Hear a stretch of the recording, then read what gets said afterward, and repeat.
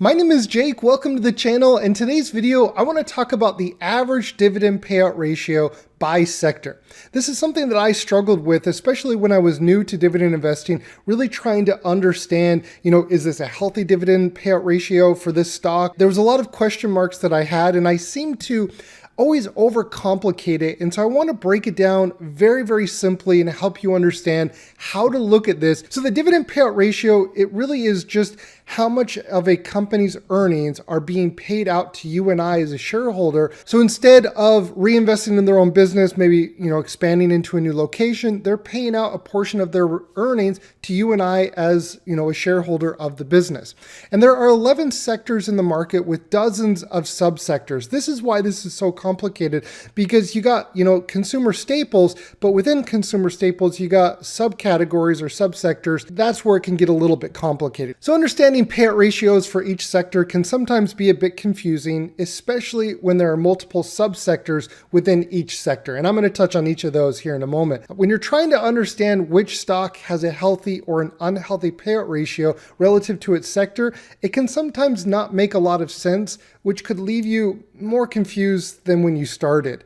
And it could look a little like this. Gosh. Oh man, when I saw that for the first time, I could not stop laughing. I think that's like the 10th time I've watched that clip. And every single time I just break up laughing. Like, oh my gosh. I'm sorry, everybody who's new to the channel and had to bear through that. Oh my gosh. Let me walk you through here briefly, the different sectors. So there's 11 sectors. These are the main categories. You got the healthcare sector, materials, real estate, consumer staples, consumer discretionary, utilities, energy, industrials, consumer services. This is kind of like your telecom. And you got financials and technology. And within these 11 sectors, there's subcategories or subsectors. And I just briefly want to, highlight a few of them. Like in energy, for example, you got oil and gas drilling, oil and gas equipment, integrated oil, lots of oil. You got coal and consumables and materials. You got diversified. You got gases, specialty chemicals, like really very, very granular when it comes to the subsectors in each of these sectors. You got steel, silver, paper products. Like there's a ton of paper product companies out there. There's a few that I actually really like.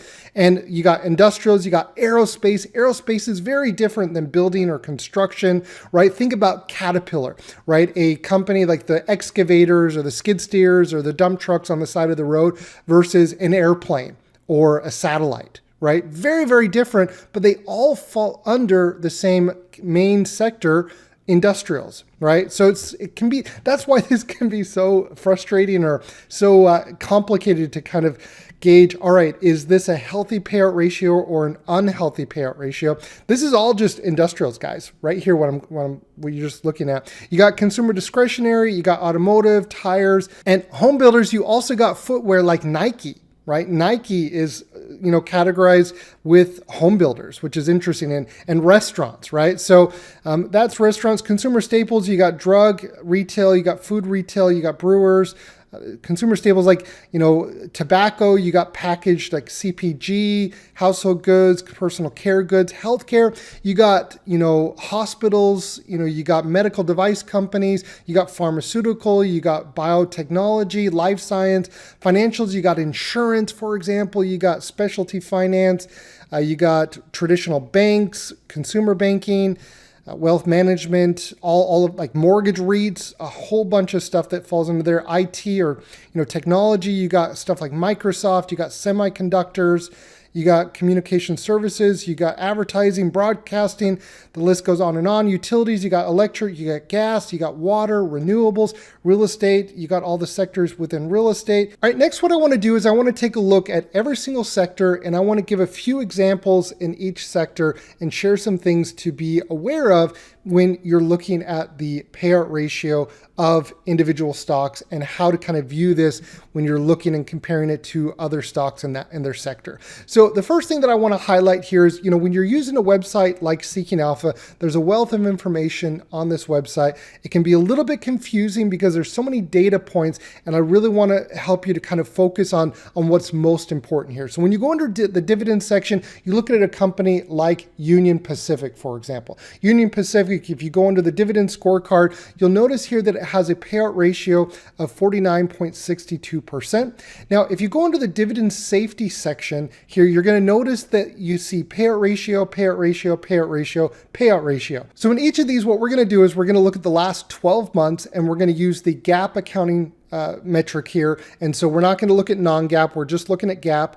And you'll notice here that Union Pacific has a payout ratio of 49.62%. This is over the last 4 quarters. Okay, so quarter over quarter, this is going to fluctuate and change, but over the last 12 months, the payout ratio for Union Pacific has been just under 50%, whereas the sector mean for industrials is just under 29%. So Union Pacific is paying has a higher payout ratio than the sector average or sector mean. And so what that means is for every dollar that Union Pacific has in net earnings, they are paying you, the shareholder, 50% of that dollar. So 50 cents is going to you, and the other 50 cents is going back into the business. Okay, so that's how you look at this. And for industrials, you'll notice here that they have a lower sector average payout ratio. So when you compare Union Pacific to its sector average or sector mean here, you'll notice that Union Pacific has almost double the payout ratio than other industrials in its sector. So if we go and we take a look at the industrial stocks here, you'll notice that there's other companies in here like General Electric, Caterpillar, Siemens, Raytheon. You even got Uber here as an industrial, which is interesting to me. I don't know why it would be an industrial and not a technology company. Does that make a lot of sense? I don't know about that, but sometimes there's some weird stuff going on. You got Honeywell, you got UPS, you got Lockheed Martin. Okay, let's take a look at Caterpillar as an example compared to Union Pacific. So Caterpillar is an industrial, and let's take a look and see what the payout ratio is. The payout ratio for Caterpillar is actually lower than the sector mean at 23%, so half of Union Pacific. And so you might be thinking, okay, well, the payout ratio is lower. That means by default, Caterpillar will grow its dividend faster than Union Pacific. And I think that's very logical to assume. And I think that's something that we should assume. The lower the payout ratio, generally the more room a company has to grow its dividend. But I will say, a lot of companies, they have a target payout ratio. So regardless of how low the payout ratio is, just because it's at 25 or 23%, it doesn't mean that they're going to grow it exponentially faster than another company. What it comes down to is their earnings per share growth rate. Okay, do you understand? So Union Pacific might have a target payout ratio of 50%, and Caterpillar might have a target payout ratio of 23%, but it really comes down to, well, who's growing their earnings per share faster, because the payout ratio is going to stay within that range, and it really just comes down to how quickly is the company growing. And so if we compare Caterpillar's 10-year dividend compound growth rate, annual growth rate, you'll see that it has an 8% compounded annual growth rate. Now, when we compare that to Union Pacific and we go and we take a look at the dividend compounding annual growth rate, you'll notice over the last 10 years that Union Pacific has a higher dividend growth rate over the last 10 years. And so you might be thinking to yourself, well, help me make sense of that. And it really comes down to what I just said, and it comes down to the earnings growth rate. Okay, so higher payout ratio does not always by default mean that the company is going to grow their dividend slower, and vice versa with a lower payout ratio.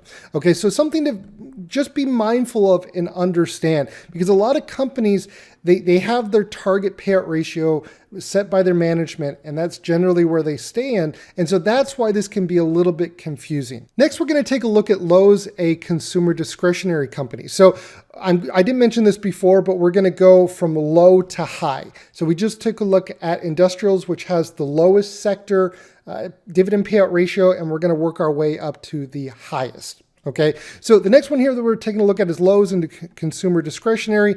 Lowe's has a dividend payout ratio of 35% over the last 12 months or 4 quarters. It's right in line around with the sector mean. The sector mean is around 34%. So if you're a dividend investor and you're considering looking specifically at companies which are consumer discretionary, you notice that there's not a lot of companies that are consumer discretionary that have a great track record. Now, Lowe's is kind of a unicorn when it comes to this, and I argue it shouldn't even be classified as a consumer discretionary, but it is what it is.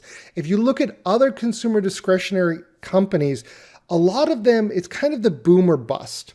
In a bear market, a lot of consumer discretionary stocks or companies, they end up cutting or suspending their dividend in the worst of economic times. Think about the dot-com bubble, think about the great financial crisis, think about the pandemic. A lot of discretionary companies get hit first and the hardest when it comes to when we're in a bad economic time. So that's something to be mindful of. I think, if you're looking at stocks in the consumer discretionary space, I would probably look at companies that have grown their dividend, maybe a dividend achiever or a dividend contender. They've grown their dividend for maybe 10 or 15 years. I think those are great places to start. Next, we're going to take a look at healthcare. We're going to take a look at Abbott Laboratories here. You'll notice here that they have a trailing 12-month GAAP payout ratio of 66%. This is about double the sector mean. And like I said, with the payout ratio, it doesn't necessarily mean, if they have a high payout ratio that they're not going to be growing their dividend. Let's take a look at this. Did they have a high dividend? Yeah, they've actually grown their dividend pretty well. 11% is actually great. It's not pretty well, it's great. And so when you look at the sector mean, you'll notice here that they are double the sector mean. 66% is definitely on the higher end. And so it would be something to kind of take a look at. Another one here that I want to highlight really quick is United Healthcare. You'll notice here that the payout ratio over the last 12 months is 46%, also above the sector mean. And if you look at the dividend growth for United Healthcare has been incredible. So just because they have a higher payout ratio, they've still grown their dividend, incredibly fast. And so don't just immediately cancel out, a company just because it has a higher payout ratio. You really want to look at, well, how quickly is the company growing? Let's go into the growth section really quick. I didn't prepare this. I'm just doing this on a whim here. But you'll notice here, the revenue, they're growing over the last 5 and 10 years over 10%. Their net income, they're growing at a healthy rate, although it's gone down here in the last year. Their EPS, they've grown healthy over the last 10 years. It's declined a little bit here this last year. I'm sure there's something going on. So the question is well, when you're looking at historical data here, going back to the dividend, does it mean that they're going to be able to continue growing at 20% over the next 10 years? I don't know. It all depends on, are they able to increase or grow their earnings per share? That's really what it comes down to. Another one here that I want to show briefly is with Stryker. This is a medical device company in the healthcare sector. You notice here that their payout ratio is 35%, so just in line with the sector mean. If you look at the dividend growth, they've grown their dividend at a healthy rate, but nowhere near, United Healthcare. And so it's just, once again, I don't want to sound like a broken record here. It doesn't mean just because it has a higher payout ratio that they're going to be growing their dividend at a slower rate. The next one is with Sonoco, with materials. This is a paper company. I actually am kind of interested in this company. It's grown its dividend fairly slow. I used to invest into this, but I think I sold out years ago, and I think I bought like SAHD or DGRO. I can't remember exactly. But the payout ratio for this company is just under 52%, well above the sector mean of 34%. Looking at the dividend growth as an example, this is why I sold out of this, I believe, was because the dividend growth was just not there. It just wasn't there. But it has a really great history, right? 41 years. I think this is kind of like, another reason why I didn't invest in like Walgreens or these other companies that are 3M, where yes, they had this great track record, but their earnings per share were just dwindling away. They just weren't growing their earnings per share. If they're not growing their EPS, they're not going to grow their dividend. And I think that's why I sold out of it. I'm not saying that it's a bad company or anything. I haven't looked at Sonoco in years, so I can't really speak for it, but I can just say for why I transitioned out of it years ago. And yeah, I mean, having SHD and DGRO instead of Sonico, maybe I get a little bit less in terms of consistency, but the growth is absolutely there. So something to consider. But anyways, that is with materials. Let's take a look at with technology. So you got Microsoft here. With tech, it's always interesting. Do you use GAAP or non-GAAP? I'm going to stick with GAAP. Microsoft, because they're growing their earnings per share so quickly, they're able to maintain a low dividend payout ratio of 25%, below the sector mean. And I think everybody knows Microsoft, just incredible. Microsoft is targeting a 10% dividend growth rate. I don't see that slowing down anytime soon, even though something to consider, you are getting a lower forward dividend yield. With companies like Microsoft, Apple, these tech companies, the starting yield really matters, right? You really want to focus on when you buy these companies, and it's hard. It's kind of hard to say that. Like, I hate saying that because it's easier said than done. The valuations matter so much with growth stocks, and you'll notice that if you're buying Microsoft now, it's going to take you decades to participate in the dividend, and really, unless you have millions and millions invested. So the valuation that you're buying these companies at really can matter, especially if you're focused on the income, because getting a forward yield of 68%, right? Like 0.68% is just not attractive for me, who's looking to live off their portfolio today and who has limited money to invest. If you have decades and decades before you plan on living off of your portfolio and you plan on investing millions, hey, this definitely should be on your radar. So really, it comes back to, once again, understanding how to invest based off of your investment time horizon. The next one here is with energy, and we're going to take a look at Chevron. Now, energy is interesting because depending on what year you look at this, the sector mean could be way up or way down. So these fluctuate on a daily, yearly basis. So just remember that. The last 12-month gap payout ratio for Chevron is just under 58%, just about almost double the sector mean. The dividend growth for this company has been mediocre. They've been pretty steady Eddie these last couple of years. Everybody that's invested into energy has done very well these last couple of years. I don't know if that's going to continue, but just understand, I used to always think, oh, the sector, dividend payout ratio for energy would have been much higher. And I'm sure years ago it was much higher, but energy has, been having to come back, and that's just how it works. So it's just kind of interesting to see how this changes and how it changes in different economic times. The next one here is financials. Take a look at JP Morgan. This is the best of the best when it comes to financials. I don't invest into JP Morgan. I don't invest into any individual financial stocks, but you'll see here that they have a payout ratio of 25.5%, well below the sector mean of 40%. And you'll notice, as we saw earlier, that there's a ton of subsectors in finance. You got insurance companies, you got mortgage companies, you got consumer-facing companies. There's just so many different subsectors within financials. When you look at the dividend growth here, you'll see that they've had a good, healthy dividend growth rate. And financials are so regulated here in the United States. Some years you'll see massive dividend growth. Some years you'll have very low years of dividend growth. It's just how the industry is regulated, and it's just something to consider and understand. But the sector mean for the dividend payout ratio is actually not bad. It's below 50%. The next one is telecom or communications, and the telecom sector mean is 47%. When looking at Comcast, it's at 31%. This actually interests me. Let's take a look at AT&T. AT&T, I didn't look at this before. I'm just curious. AT&T, yeah, it's double, 60%. So you'll notice here, not all companies are created equal in every single industry. Okay.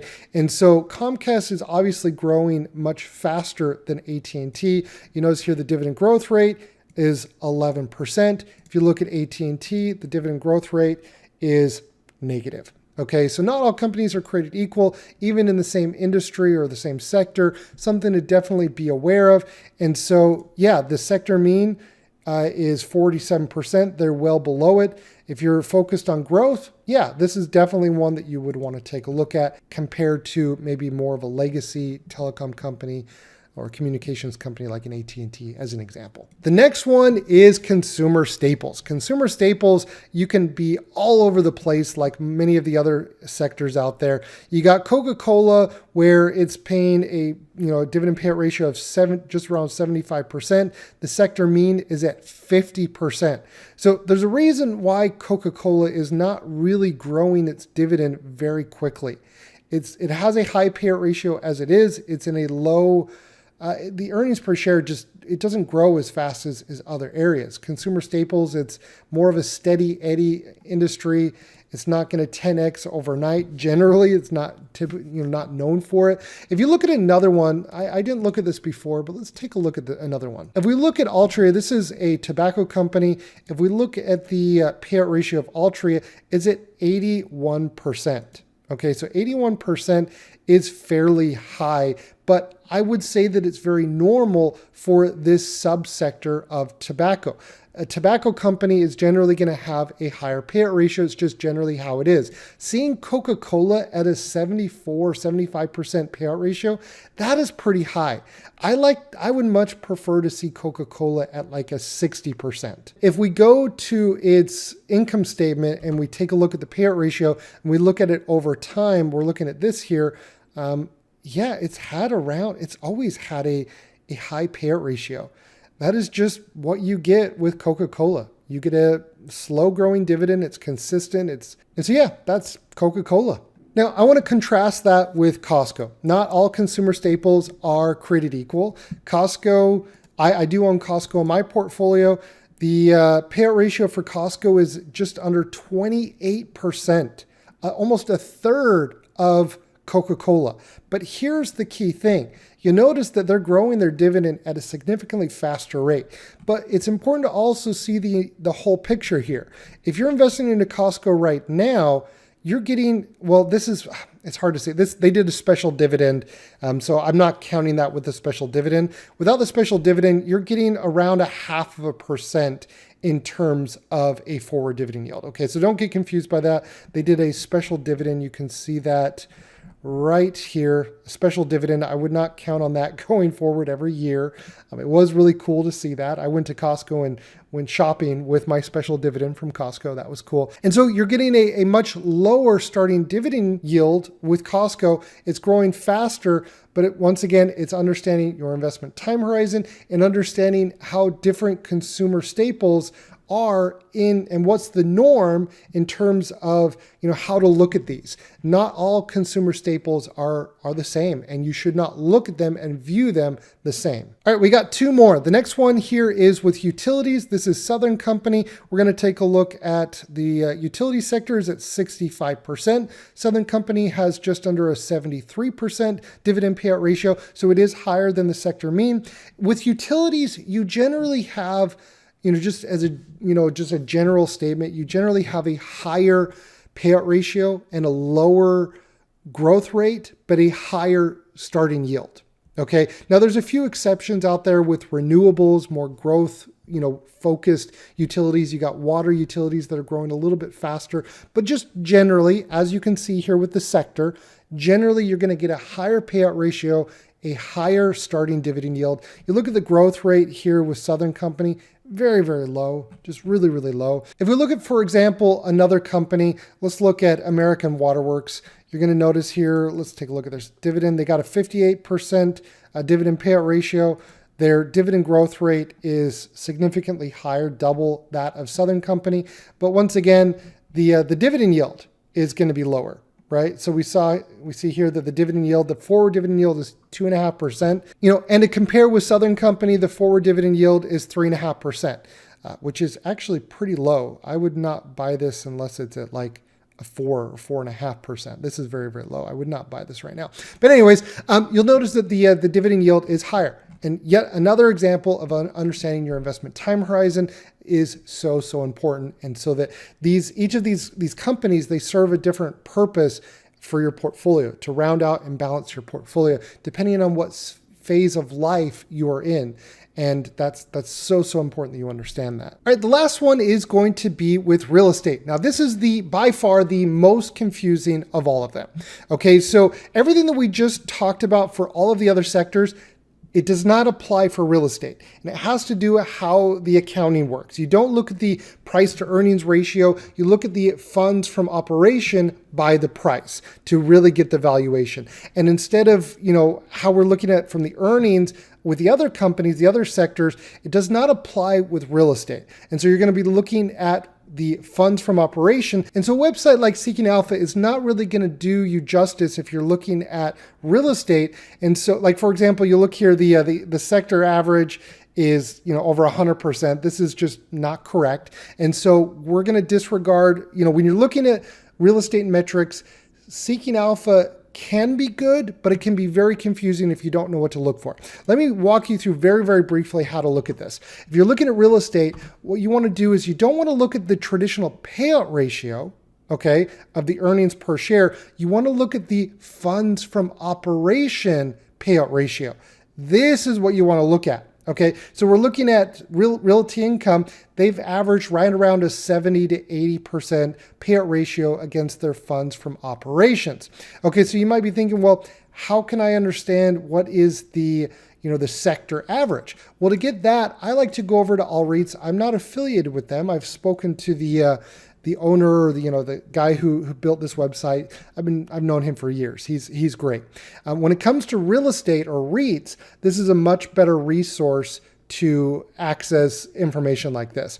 And so if you're looking at REITs, for example, here in the US, and you're looking at the payout ratio, the dividend payout ratio, this is what you're going to want to look at. You're not going to want to look at it on Seeking Alpha. And can you notice here that the average payout ratio for real estate, it's right around 70 to 80%, give or take.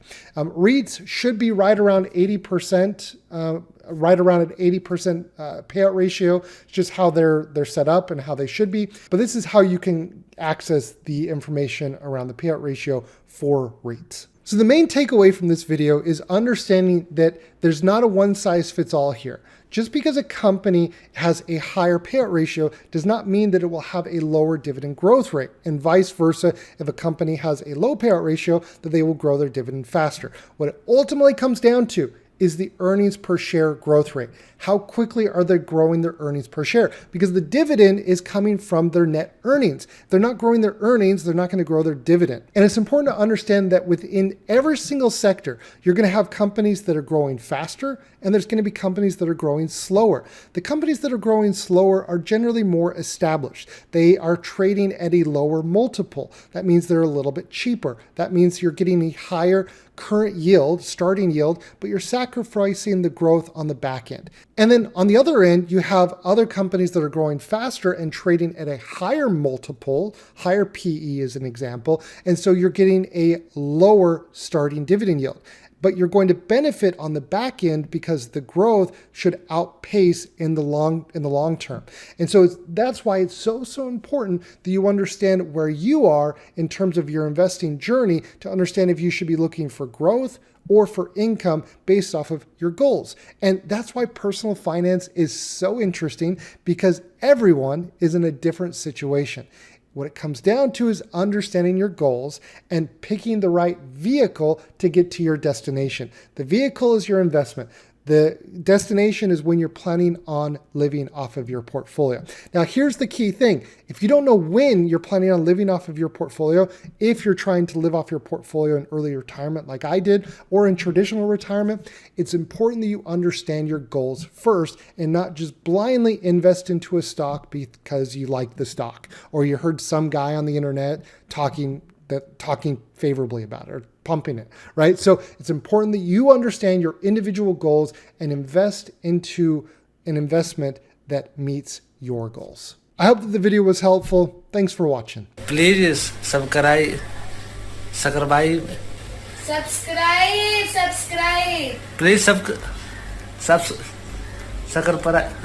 You know what? I think we're gonna be friends. Can everyone say hi to my friend? That's crazy. I just wanted to say thanks. I'm glad you came along, partner.